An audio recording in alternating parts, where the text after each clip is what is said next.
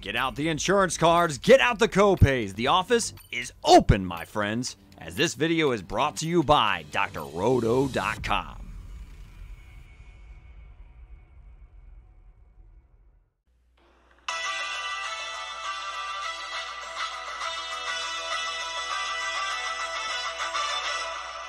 Welcome to Intentional Balk, Season 2, Episode 3. I'm Lou Landers. Find me on Twitter at Landers Talks. All my baseball content at my website, drroto.com. Joined here, as always, by my co-host, Mark Mancini. Mark, let everyone know, of course, where they can find all your wonderful work. Well, I'll tell you, XM Sirius, WWDB in Philadelphia, AM 860, Pittsburgh Pirate Podcast, and some other cities. But this show, baby, this show with you, man, we're peanut butter and jelly. We are Abbott and Costello, man. You kind of keep me corralled here, and I like it, man. I might be the Dick Vitale of this thing, but man, oh man, I can't do it without you, brother. Well, I appreciate the kind words, my man, and we have a lot of interesting stuff to talk about here. The Braves on a roll. Cardinals taking over first place in the NL Central. Aaron Judge bets on himself, looking like a pretty good bet by him so far, and the Mets crap on Dodger Stadium. Not necessarily with their play, with their words. So lots to chew on here. Let's start with the Mets, though. You are in LA, so you probably have the best scoop on this situation. What's up with those comments? Well, I'll tell you one thing. I've always said sunny Southern California has great women, great weather. But I'm not a big fan of the stadiums. At Dodger Stadium, I said years ago, and the New York Mets echoed those words, Dodger Stadium's a dump, but they took it one step further. They said the video room smells like rat urine. So, I mean, I'm not a big fan of this type of environment. When I looked at it, Yankee Stadium, tore it down, refurbished it. Yankee Stadium's beautiful. Wrigley Field's been refurbished. But come on. Well, Yankee Stadium is only, like 15 years old, if that. Right. But you look at Dodger Stadium, come on. You spend money to bring in the Mookie Bettses, the Trey Turners, the Freemans of the world. And now you're talking about getting a Soto. Spend some paint on that joint and paint the joint. I mean, get some Pittsburgh paint, Sinclair paint. Is it possible, Mark, that they do that on purpose and have the visitor video room smell like, as you said, I think you said rat urine?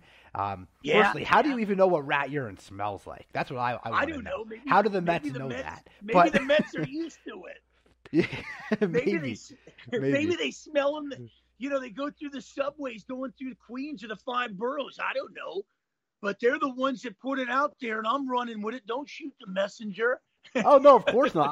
I'm actually curious why and how the Mets players know what rat urine smells like. But you think that is something because the Dodgers just don't care about their stadium, or do you think they just simply are like, hey, you're in our stadium, we'll take any home field advantage that we can get, so we'll make your video room smell like rat urine, ours probably smells like flowers?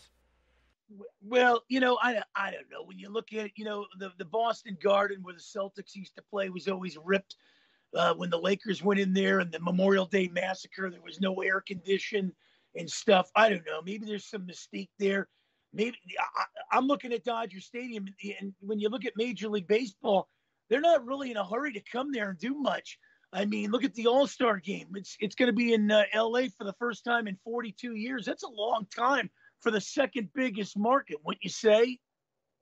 That's a good point. I'm surprised it hasn't been there more recently, but something tells me the video room won't smell like rat urine during the All-Star game. Yeah, a lot of air freshener. Stop at the 99-cent store, buy some cases, clean up that place. Come on, man. Frank McCourt owns the parking lot. Put some restaurants out there. Let's spruce up the place. This is Tinseltown, man. Let's just not have a dump there in the middle of, Eagle Rock in Chavez Ravine. Come on.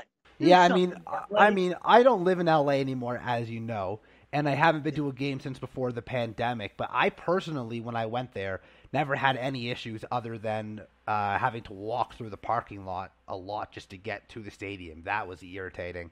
Whereas in other places I've been, you can either pull right up or you take the subway right in or whatever it might be. I mean, I used to Uber because I didn't want to pay for the crazy parking there in LA. But even after the Ubers, they drop you off. You got to walk like 10 miles just to get into the ballpark. Yeah, it's almost like walking from Texas to Oklahoma, and but the Dodger dogs are good. Slap a little deli mustard on that, onions, relish. That's the best. As far as that crowd, man, I don't know, man. It looks like the Los Angeles Raider crowd has taken over Dodger Stadium. Yeah, except for in the playoffs, right? Then they actually Exactly. then you get actual fans showing up for sure. So speaking of the playoffs, Dodgers lost to the Atlanta Braves last year in the playoffs. Braves go on to win the World Series, start the season slowly this year, but man, the Braves are on a serious hot streak right now. Correct me if I'm wrong. I believe it's 11 straight wins, and although still 5.5 behind the Mets, they have gained 5 games in the past 10 on the Mets. Decreased that lead by quite a bit. They're playing great baseball. Mets still playing well, but again, no Scherzer, no DeGrom. We've kind of been waiting for the Mets to come back down to the rest of this division. Even the Phillies 9-1 in their past 10 games. Now they're still 9 games out, but they're back at 500. Phillies coming on, Braves coming on, Mets playing 500 caliber baseball. Is there something to be seen here? Is this going to become a 3-team race at some point? Well, I do. The Mets 5-5 on this 3-city road trip out west through the Dodgers, Padres, and Angels. And you're right about the Braves. And case in point, it just seems like every time the Dodgers get rid of somebody, boy, does it come back to bite them in the ass. We can allude to the Pedro Martinez trade for Delino DeShields. We can allude to the Mike Piazza trade. We can allude to some of these guys that have gone on to greener pastures here. And the latest has to be Kenley Jansen. For all the crap he took in L.A. the last few years, he lost velocity on his fastball and everything. The dude's got 18 saves. Here's another guy that literally bet on himself to take a 1-year deal in Atlanta. The Braves have won 11 in a row. They've just taken my Pittsburgh Pirates out 4 straight. The Pirates could have won some of those games. I know the 8-run 7th inning on Saturday didn't help much, but boy, did they pick up a thoroughbred in Matt Olson, getting rid of Freddie Freeman. Braves ain't missing anything. They're the defending world champs till somebody takes the belt. And you're right about the Phillies, 9-1 in their last 10. This is a team that forgot to buy pitching at the general store in the winter. But man, oh man, 3-team race. And where are the Marlins in this? Marlins are a good team. I like them. They just aren't good enough to compete in this division yet. I mean, we know they have the great pitching, and the offense has been better this year, but they're still probably a 4th-place team here, unless the Phillies fall apart again. I mean, I could see this being a 3-team race, but I certainly think the Braves are going to give the Mets a run for their money. I believe they were behind by way more games last year at this point, and then came back, won that division, and we know what they did in the postseason. So I still think the Braves are the best team in this division, despite the Mets' incredibly hot start and despite how they've dealt with the adversity of losing a lot of these big key players in their team. But the Mets offense probably playing over their heads right now. They're one of the best in the league, and I do think they have a good lineup, but I don't think it's one of the best. I do think some of those guys will cool down a little bit, and if the pitching doesn't step up with the absences of some of these key guys, the Braves are coming. And all it takes is a 4-game set where the Braves take 3 or 4 or something and really narrow that lead in the division. So I'd look out if I'm the Mets. But, of course, also with 6 teams getting into the postseason now, no wild card game, the Braves went from being on the outside looking in to now probably, aside from maybe the Padres and the Dodgers, I mean, the Braves look like a surefire wild card team. I mean, 11-game winning streak can certainly do that for you, but we know the Braves were much better than the way that they were playing early on, and I think they're only going to get better. They haven't even gotten much from Matt Olson yet. At some point, he's going to get hot. Ozzie Albies has been up and down. Acuna has been great, obviously, but he missed a chunk of time to begin the season, so they're getting into the groove there. Adam Duvall is one of those guys that gets hot for a month and hits like 12 or 13 home runs. Eddie Rosario is going to come back at some point. So this Braves team, they're really good. I still think they're number 1 or 2 in the National League, despite the slow start. Well, and not only that, look at the San Francisco Giants. Here's a team that just swept the Dodgers right out of town. The Dodgers are really struggling.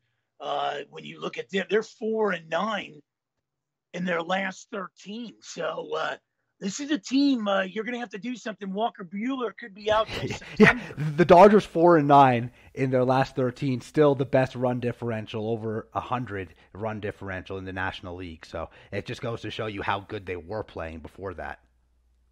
Well, and not only that, what the Giants did to him yesterday, shut him out, kind of limited him here. That's a blueprint. When you look at what they're doing, I mean, nobody figured Tony Gosselin and Tyler Anderson would be leading your staff. But we've seen Urias have a subpar year, no run support there. Kershaw's with the bum elbow. And now, Mark, Buehler I was a little concerned about Urias coming into the season. You know, I do a lot of fantasy baseball talk, and he was going very early in fantasy baseball drafts. And I had concerns because, yes, he was amazing last year, but it was such a huge innings jump for him in the shortened 2020 to last year. I was very concerned about how his arm would hold up, if he'd lose some velocity, if he'd kind of wear down. And he hasn't been bad. He just has not come close to what he did in 2020 and then 2021. And that's to be expected. And Walker Buehler, a guy dealing with some injuries now, he's thrown a lot of innings for a young pitcher deep into October many times. So the Dodgers pitching staff is falling apart a little bit. The loss of Scherzer was big. The Trevor Bauer situation, although they didn't seem to want him anymore, is, I think, affecting them. Kershaw injuries, we could expect that. But yeah, this Dodgers pitching staff, although on paper good, really not pitching as well as we would have thought, at least at this point. They've had some moments for sure. I mean, they're still one of the better pitching staffs. I think they've still allowed the least amount of runs in the National League, but that's starting to catch up to them a little bit here as they've lost 3 in a row, 6 of their last 10, and 9 of their last 13. Well, and not only that, when you look at it, Urias winning 20 games, it wasn't really impressive. It wasn't, when somebody wins 20, it's supposed to be impressive. Maybe the Cy Young. I'm thinking of Louisiana Lightning in your backyard with Ron Guidry. Very impressive, when you have a dominating pitcher. But he might have had another birthday last year. But this guy has a bum arm now. And not only that, no run support. I think the Dodgers they could be had right now. They're top 3 batters at the top of the order. If you can kind of waver and navigate through that, the Turners, the Bettses, the Freemans, keep your eyes on the Padres, man. The Padres really haven't hit their stride yet. They'll get Fernando Tatis Jr. back here. Mackenzie Gore is starting to come into his own. When they get that pitching going, when they get that back end of the bullpen solidified with Rogers and maybe Lamet here, keep your eyes on the Padres, man. This is going to be a dogfight, and the Dodgers are going to have some trouble. You get the Cardinals, you get the Brewers, you brought up the Mets, the Phillies, the Braves, you get the Giants in this mix. The Dodgers ain't going to have a cakewalk through this to get to another National League championship or a World Series. No, you're absolutely right. And the Padres certainly built to win. We know they are. We thought so last year, too, until they fell apart. Not going to happen with Bob Melvin, something we've talked about already. Getting Tatis Jr. back would be good. The Padres have also been they haven't shied away from making a big trade themselves either. And they have the farm system to do it as well and the money to do it. So they're certainly not going anywhere. Before we head over to the American League for a little bit, do want to talk more about the Cardinals and the Brewers. Cardinals only playing .500 baseball in their past 10, but the Brewers have really fallen on hard times. They did win yesterday, but they're 2-8 in their past 10. No Brandon Woodruff, who's dealing with some injuries. Freddie Peralta injured. Eric Lauer turning back into Eric Lauer. Other than Corbin Burns, that starting rotation is starting to look fairly average at best, which is usually their strength. We know how good Hader is, but their offense, we've talked about it, a team that probably hasn't gone further into the playoffs because they don't hit, a team that has good players in the lineup, but not great players in the lineup. Christian Yelich, far from the type of player he used to be. Is his Brewers team in some trouble now with these injuries in their rotation? I'm not sure they have what it takes to continue to play good baseball without Woodruff and Peralta. Well, you're absolutely right, but let's not forget about what the Cardinals have done. The Cardinals have been very consistent since the 80s.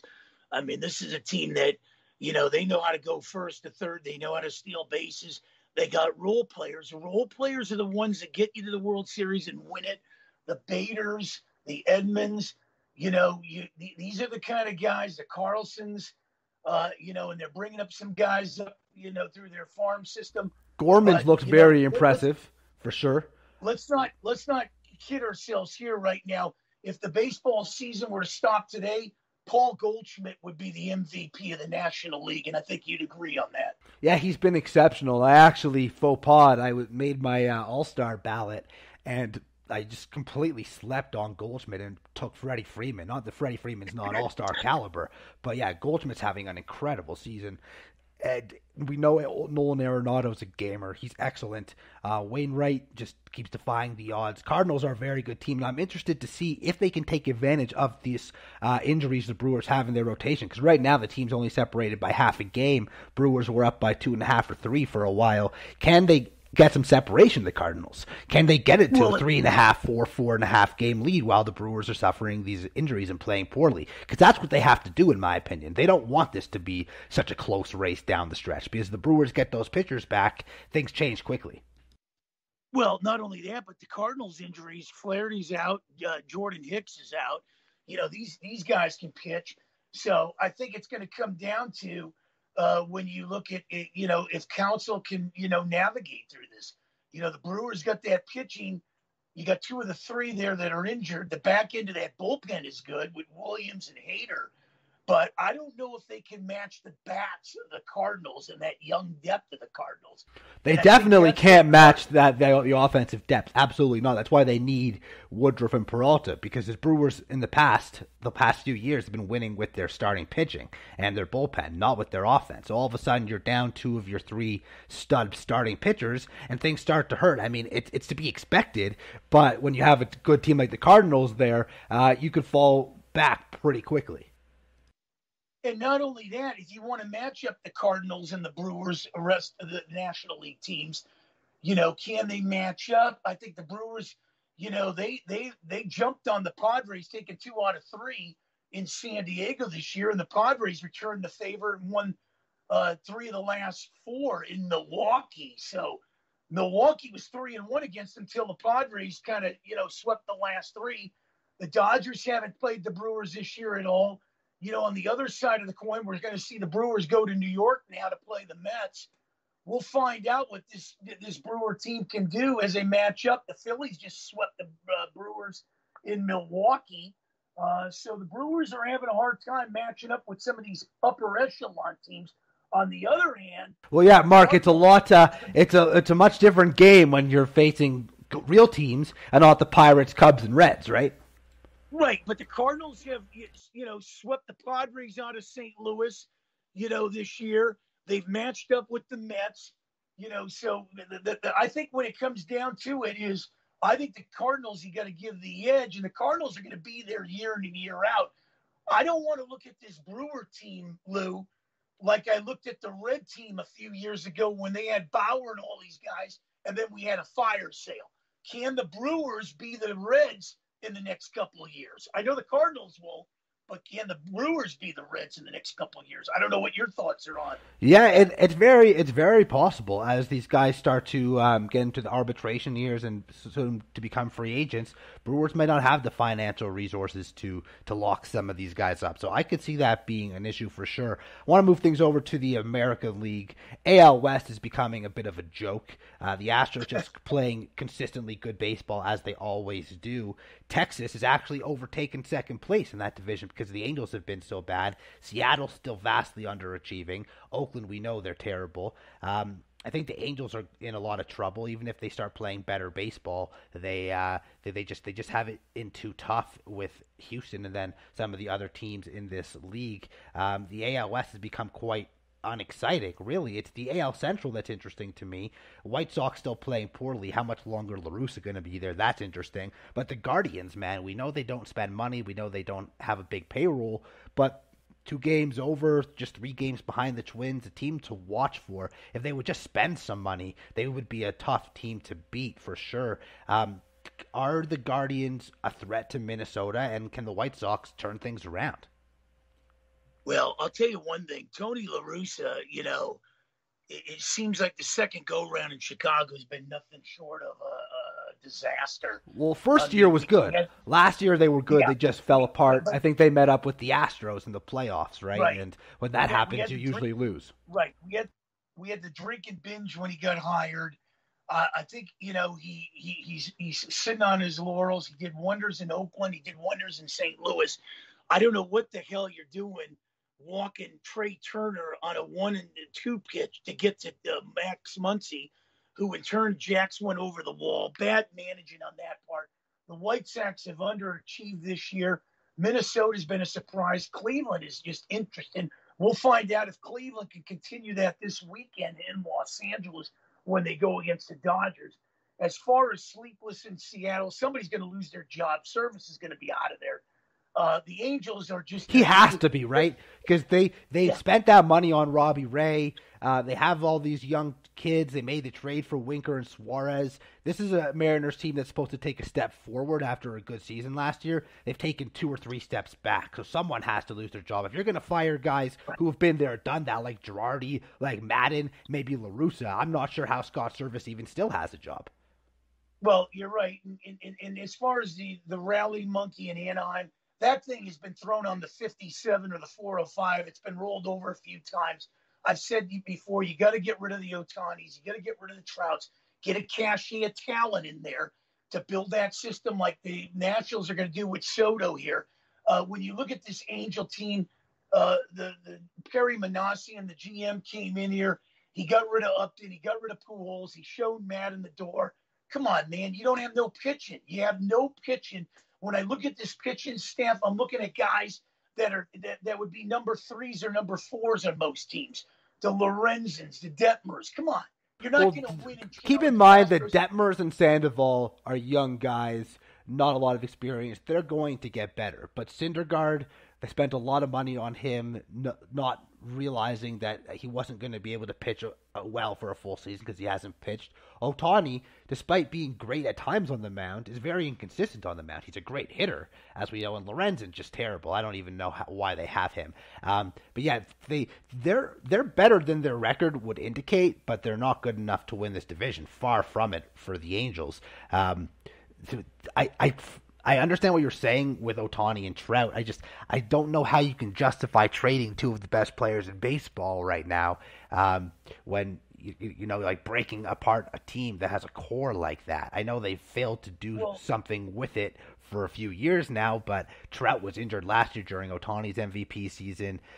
You know, like I feel like you got to give it more time with Trout and Ohtani. It's not like they're going to lose value in the next year. I understand maybe by 2024, if they still haven't made the postseason, it might be time to move on from at least Trout to, you know, revamp this team, bring in a lot of talent. Because I think we've seen in Major League Baseball now, you don't win with a top-heavy roster anymore. You can't win with 2 or 3 stars and rest scrubs. You got to have a deep, balanced team, a good farm system, injury replacements, and the Angels don't have that. I mean, they might have the worst middle infield in baseball right now.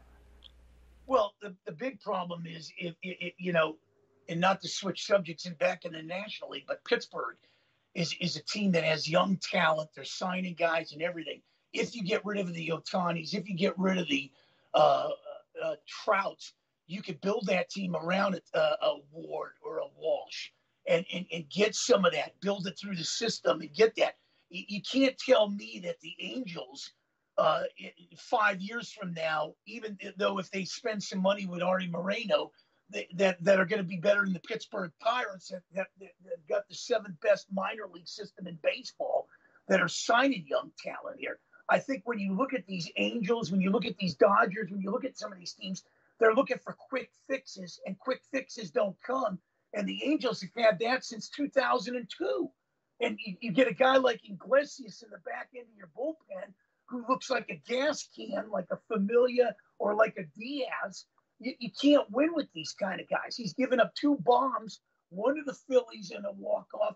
He gave up another bomb to Alonso last night. I don't know. I think Iglesias is far from the biggest concern there. Right. Well, I mean, I look at it like this. You brought a lot of high-priced guys to compensate Trout, Ohtani. You brought Rendon in there. You gave him a lot of money. You got, you know, I think Phil Nevin's a good manager, but I don't care who you put in there now. If they don't clean that up from the bottom up, it's not going to work. I mean, it really isn't. I mean, Manassian, came over from Atlanta. Is this guy a Sherholds GM? No, but he's doing things on the fly. You talked about the division. Oakland's a bottom feeder. Texas could be the team that maybe. Okay, they're on the rise. Texas is definitely on the rise.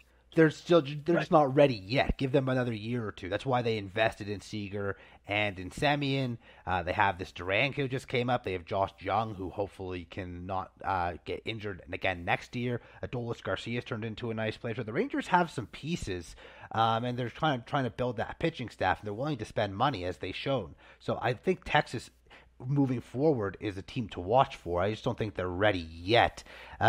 Before we wrap up, I do want to talk about Aaron Judge. So obviously, the Yankees having an incredible season right now, on pace to actually beat their 114-48 record from 1998. I'm not saying that's going to happen, but I mean, this is a team with an 127 run differential, the only team in Major League Baseball to not allow 200 runs yet.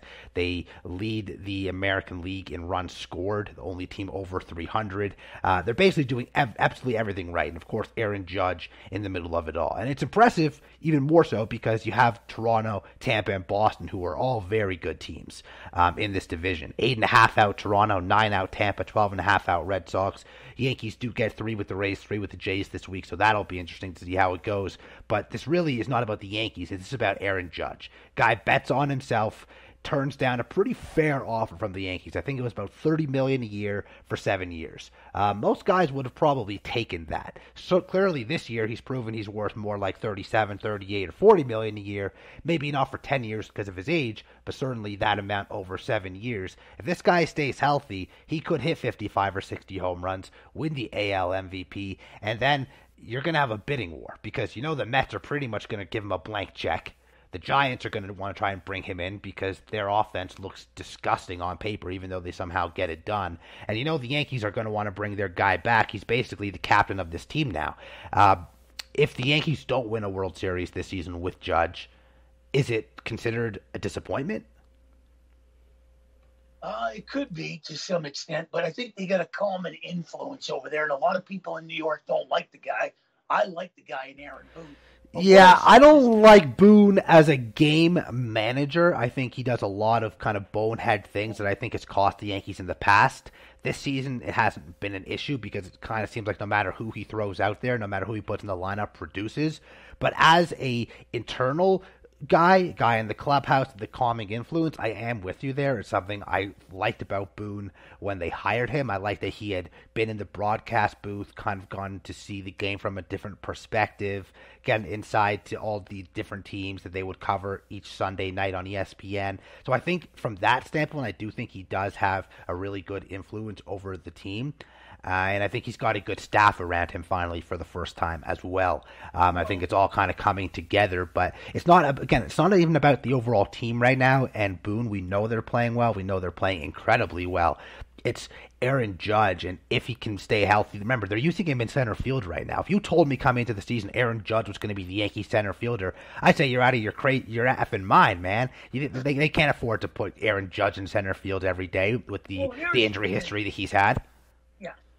When you look at the Yankees, I mean, what showed me last week is Garrett Cole can give up 5 home runs, and the Yankees come back and rally to win. And when you pick up a guy that I've always respected, Matt Carpenter, and he said this Yankee mistake, everybody's pulling in the same direction.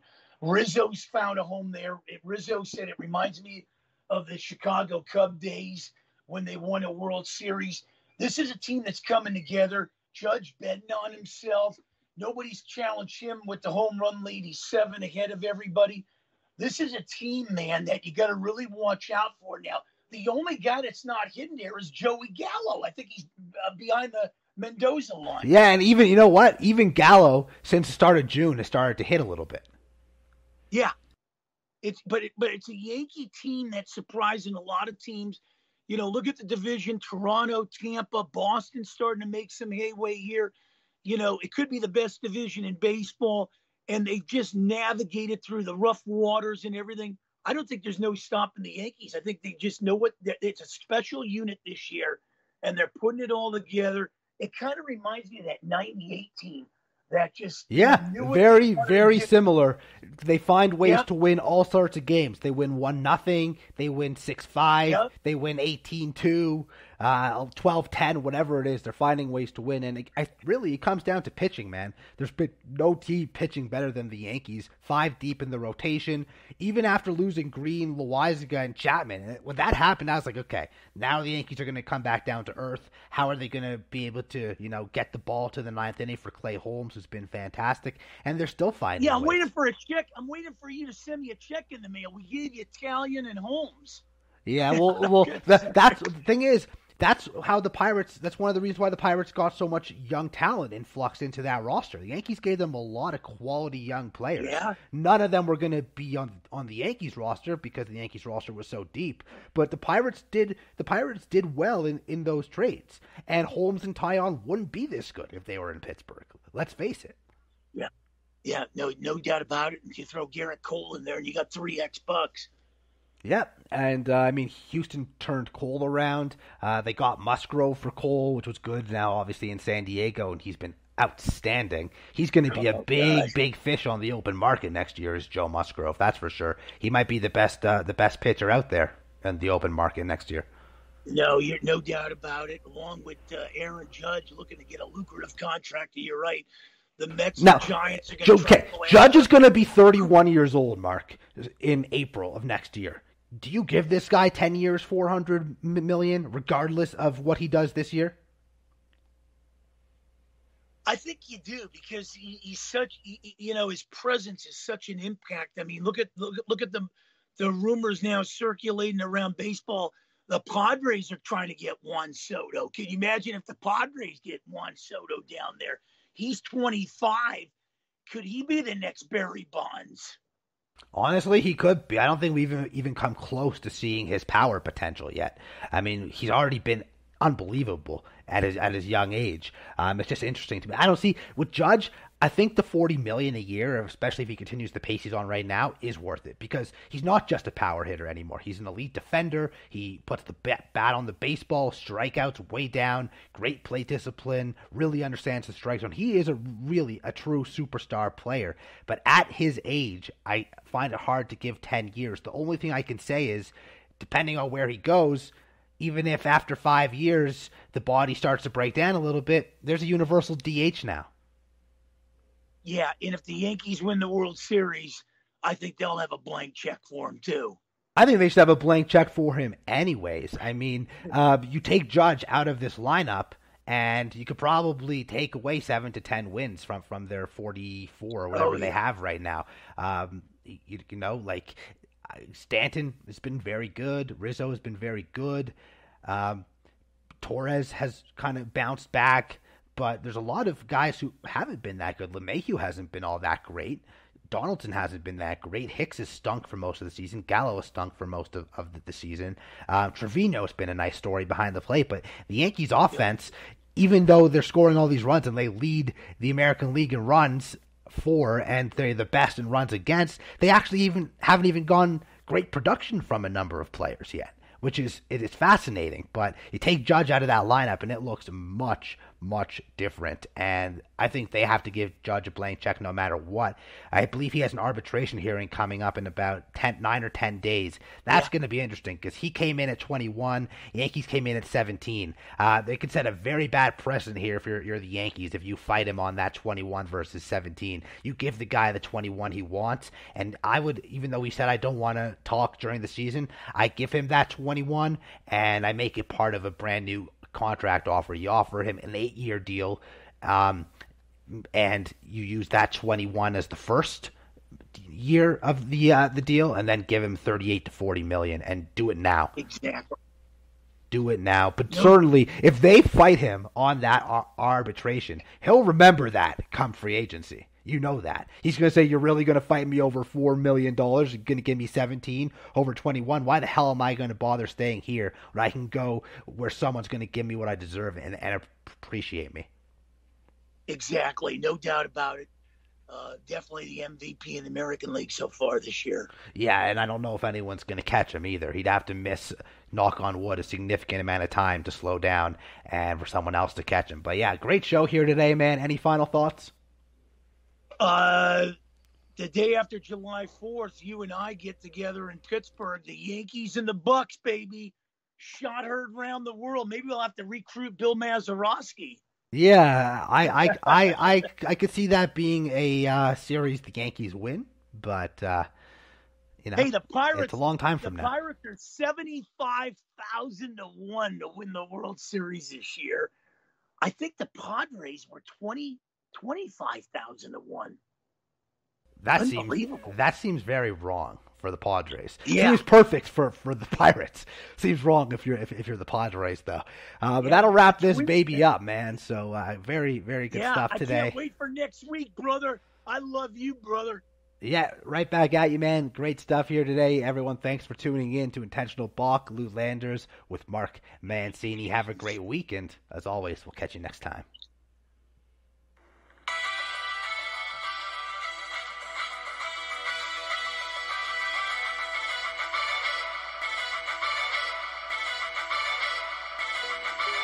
Thanks for stopping by the office. Get your fantasy prescription by subscribing to the channel and checking out drrodo.com. And until the next visit, be well and take care.